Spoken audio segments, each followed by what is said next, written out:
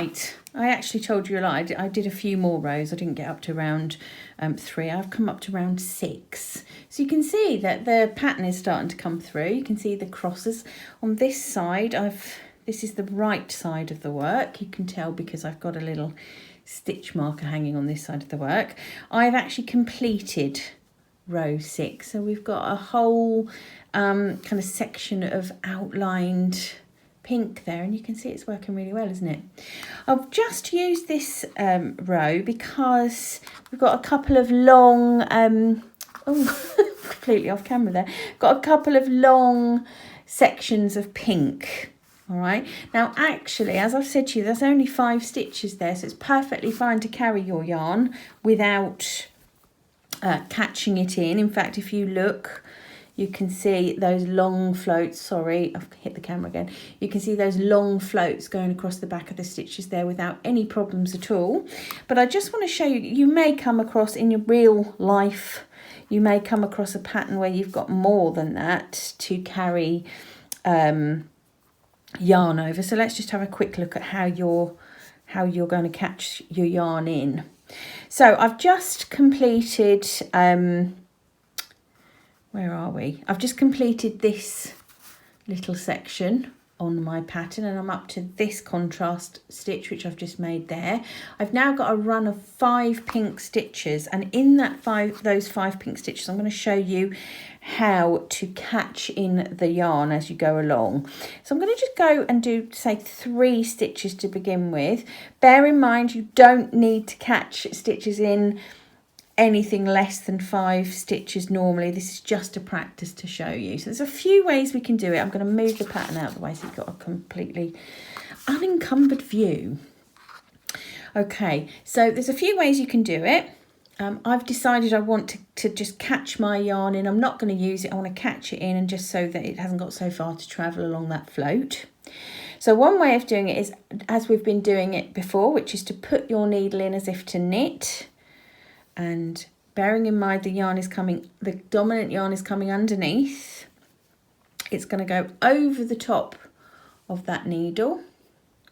I'm going to bring my yarn round to make the stitch. I'm going to let go of the green yarn here, or the contrast yarn, and finish the stitch. And I'll do one more stitch. Whoops. One more stitch, and you will see if I turn over that the yarn is caught in. Can you see it's going underneath that purple stitch there, and it's caught in, or pink stitch, it's caught in nice and securely. So that is the first option. Another option, I'm not going to run out of yarn, am I? Space, no.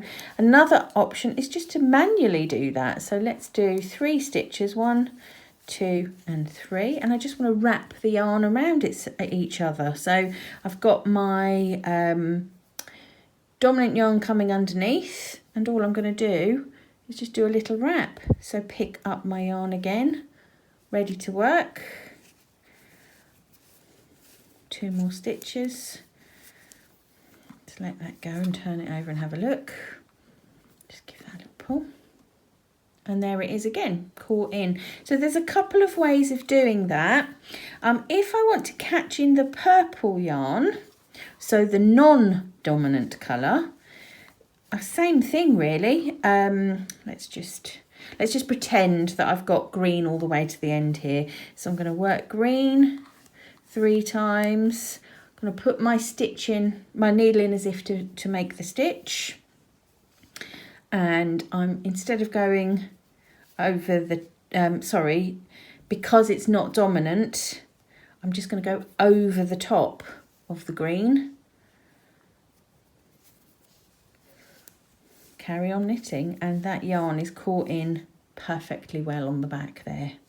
So it's not rocket science, you can work that out. It's absolutely fine and straightforward. I don't think there are many other tips and techniques I can share with you that's going to make this, you know, I think that's as complicated as it's going to get, chaps. You're working 2 yarns, so you know how to catch the yarns in, you know how to carry them along, you know to keep those floats nice and loose across the back. Here I am, by the way, at the end of a needle, and I want to make sure my yarn is at this end. So I'm going to do just what I told you. I'm going to use the twisting it round method this time, just to make sure that that yarn comes all the way to the end of the needle. So if I let go of that, you'll see when I get ready to do my next needle, you'll see both yarns are at the end. Let me just show you how to get them both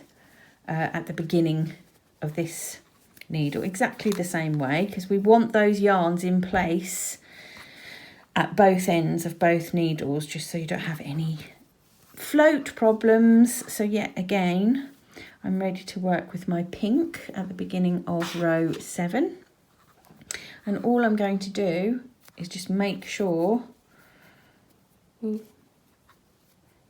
I can't pick up the green yarn. I'm just going to make sure that the green yarn, I'm choosing to do it this way this time. It's going over the top of the needle. I'm coming round and making my stitch, and off I go. Both yarns nicely in place. So I think that is all I can tell you really about Fairisle. So I'm hoping that you're going to go, oh, it's not as scary as I thought. It isn't. Let's have a little look at the back. You can see the yarn floats nice and loose across the back. The pattern is coming out nice and clearly on the front, because we know about dominant colours. We know about how to carry our yarns across our work, and we know a little bit about how to read a chart. So you are now equipped with all the things that you will need to be able to complete the Fairisle section of your Ingleborough hot water bottle cover. I'm going to go ahead and finish this little bit off, and our next videos will look at a new technique.